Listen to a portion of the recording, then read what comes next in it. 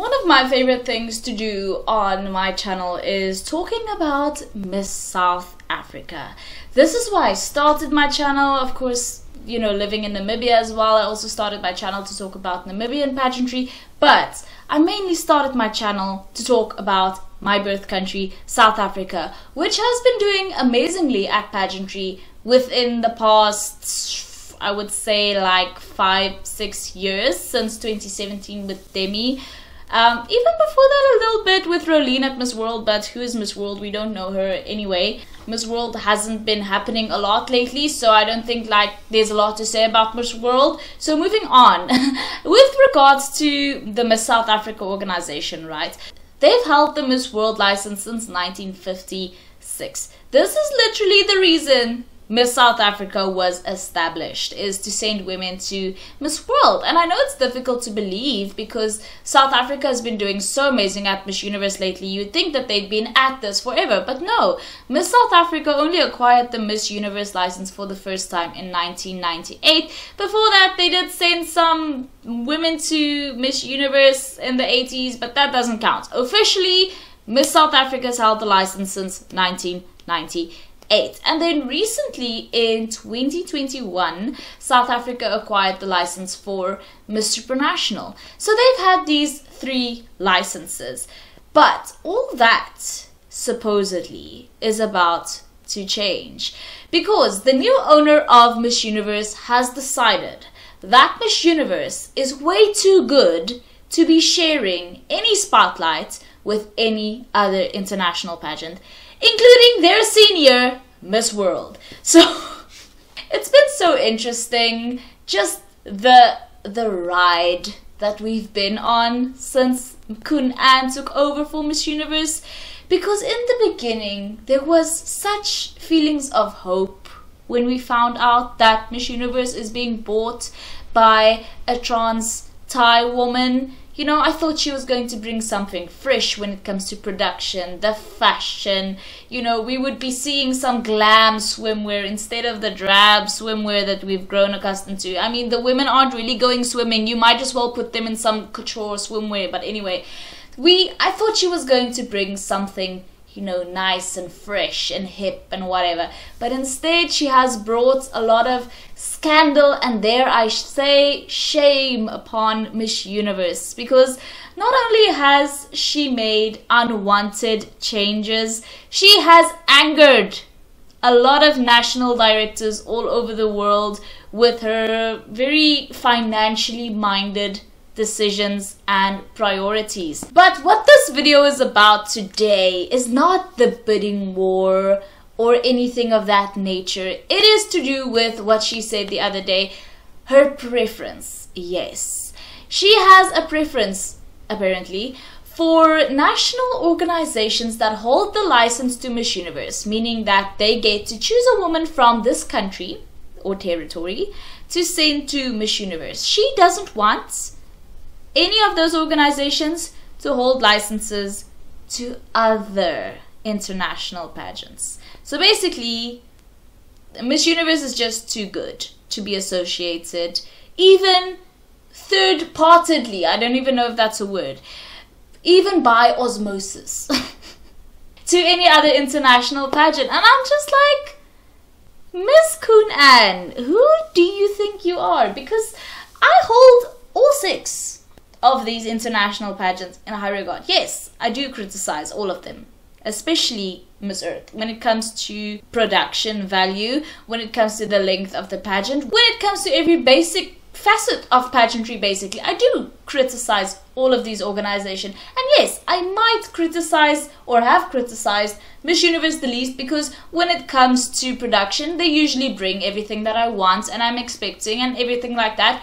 But I do view all of these international pageants as amazing platforms for the upliftment of women. And the fact that this woman had the goal, the absolute audacity to stand up there and say that she has a preference, meaning it's not really a preference, it's more like a silent, unspoken rule, probably, allegedly, don't sue me, for these other national pageants not to have any other licenses is just, it reeks of you think you're better than everyone else, which Miss Universe might have been better historically than everyone else, because Miss Universe has it figured out, all right? They have their specific way of doing things. They have their specific level of production that they stick to. They have simplified and streamlined pageantry enough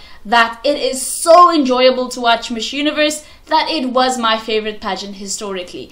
But Khun Anne is slowly, well, not even slowly, she is surely starting to ruin Miss Universe for me, just by being, you know, she's just always there, and she always has the, she always has to speak for Miss Universe. And I know she's the owner, okay, but why have a Miss Universe? Why did she just not crown herself? Because it seems like that's what she actually wanted. Anyway, what I was getting into, so Khun Anne doesn't want national organizations to have any other licenses. She also apparently doesn't want any runner-ups at her pageant. She also apparently doesn't want any woman who has competed at other international pageants at Miss Universe. Again, just, can you not look at these women as individuals and not take into account all of this background stuff? Like, look at the woman in front of you and not compute all of this other. But anyway, so my point being, Miss South Africa has these 3 licenses: Miss Universe, Miss World, and Miss Supranational. Miss Namibia similarly has Miss Universe, Miss World, and Miss Earth currently. Although Miss Namibia hasn't placed at Miss Universe since 2003, so I don't really think that's relevant, but keep that in mind. But Miss South Africa, on the other hand, they have a lot to lose by infuriating the Miss Universe organization. Because yes, when Rolene won Miss World in 2014, this was a huge thing for South Africa. But it was not as huge as when Demi won Miss Universe in 2017. And I can speak to this because I clearly remember the year that Rolene won Miss World back in 2014. I was in the 10th grade. Yeah, we were all very glad, okay, ecstatic. South Africa won Miss World, whatever. But when Demi won Miss Universe in 2017, that was a pivotal moment for South Africa in terms of pageantry. Suddenly, it was no longer a fringe thing to be interested in, and a lot more people around South Africa became interested in pageantry. In fact, this was the pivotal moment for my interest in pageantry to bloom. Yes, prior to this, I was sort of had a finger on, not really. I mean, there was the 2015 thing with Miss Universe, and that was a worldwide joke, so we all knew about that. I'd competed at my high school pageants, but I had never had a keen interest in pageantry the way I had when Demi won Miss Universe. Then I had to go back and watch Miss Universe 2017, which I hadn't watched live because I didn't even know when or where to watch or whatever, because I wasn't interested. But when she won, this was a moment of pageantry renaissance in South Africa, which was never experienced before. And this allowed the Miss South Africa organization to grow and have access to so much more resources and gain so much more revenue after this. The Miss South Africa organization, I think, in large part, have Demi to thank for their success. Because before Demi won Miss Universe, I would say the Miss South Africa organization probably had 60% less of the support that they have right now. After Demi won Miss Universe, this is where the Miss South Africa organization really picked up and became really successful. And you can tell in their production quality, you can tell in the way that contestants are treated and the way that contestants have more access to resources. And this is clearly also shown in the way that our title holders have been able to maintain that success through the new resources that Success at Miss Universe has been able to give them a South Africa organization. So in my opinion, I think for the Miss South Africa organization, for the people that run the Miss South Africa organization themselves, I think Miss Universe is their most important license.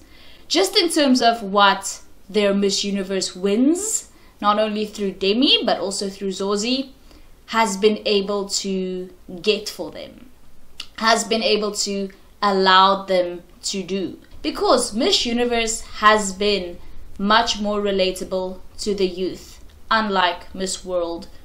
Because when Rolene won, you know, young people didn't really care, because Miss World has been Miss World and has been, you know, not really keeping up with the youth for a long time. Unlike Miss Universe, which has invented, reinvented, and always stayed youthful. Miss Universe has always retained its youthful spirit, which is why it is so powerful. And I think that the Miss South Africa organization sees the value in that when it comes to the amount of people that they've been able to reach through social media, with Demi's win and Zosie's win, and they've launched their app and all of that. It's very important nowadays to be able to keep your finger on the pulse of the nation when it comes to these sort of things. So I think that for the Miss South Africa organization, Miss Universe is definitely the most important license right now.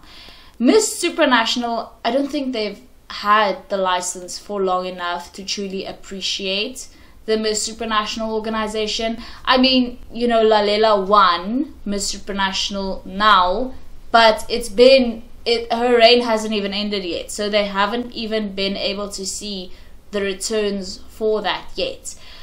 Do I think that the Miss South Africa organization would be willing to let go of their Miss World license and Miss Supranational license in favor of Miss Universe? This is a difficult question, because, you know, I'm a stickler for history. I love history, so I know that Miss South Africa started in 1956 for Miss World, with Miss World, you know. And, you know, recently they got the Miss Supranational license, which have served them so well, because they got second runner-up the first year, second year, you know, they won.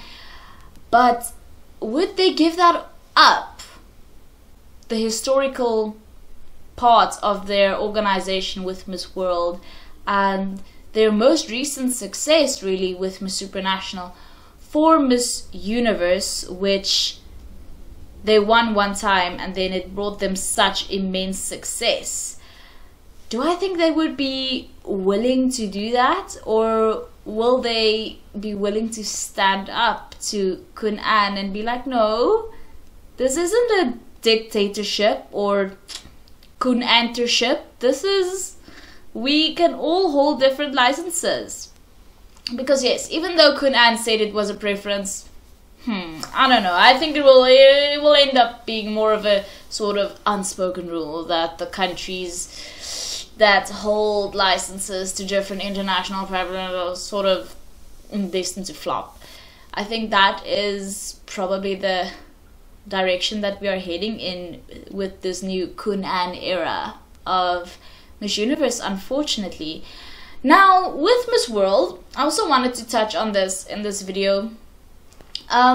With Miss World, will Ndavi still be going to Miss World this year? Because remember earlier when the Miss South Africa organization announced that Ayanda was going to be going to Supranational instead of Ndavi, even though when Ndavi was crowned, it was said that she was going to be representing South Africa at all three international pageants. So first she would be going to Miss Universe, then Miss World, which was supposed to be now in May, and then Miss Supranational, which is in July. And they changed that sort of because Miss World was supposed to be in May, and then it would be too close to July or whatever, and so there wouldn't be enough time.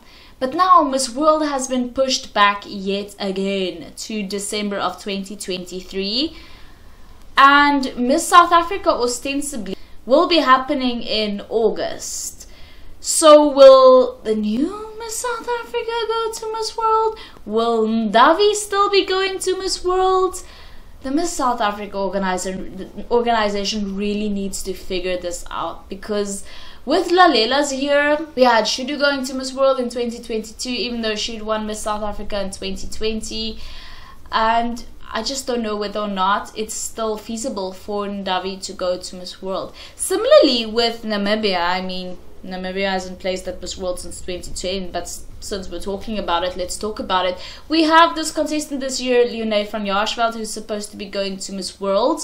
And I know she's competed so many times at, you know, she's competed at Miss Namibia once, and then she came over to Miss Supranational Namibia. Didn't place anywhere both times as to where she would be going overseas. But now, when she competed at Miss Namibia last year, she got first runner-up, which allowed her to go to Miss World. Now I'm wondering, Miss Namibia is going to be happening in July. Miss World is going to be happening 6 months after that. Are they still going to be allowing Leonie to go to Miss World? Because Leonie has been working so hard. Miss World just also really needs to get it together, because really they're causing stress to a lot of people. But yes, guys, those are my grievances, or not even grievances, but worries when it comes to Miss South Africa. What are they going to do with these, you know, preferences that the new Miss Universe owner has stated? You know, it's been sort of an unspoken rule at Miss World for a long time also, that the Miss World owner doesn't really like runner-ups being sent to her pageants. I've heard nothing said about the fact that whether or not she likes countries having licenses to all different types of pageants. I just know that there have been rumors that she doesn't like runner-ups at her pageant. That's why I love Miss Supranational. You know, damn it, they are so unproblematic. You've never heard them talk about, oh, well, we don't like countries having licenses to different pageants. In fact, they encourage it. They're so sweet. Why can't we all just be like this? Why can't we all just get along, you know? But anyway, thank you guys so much for watching. If you haven't already, please subscribe, and I will see you in the next one. Bye.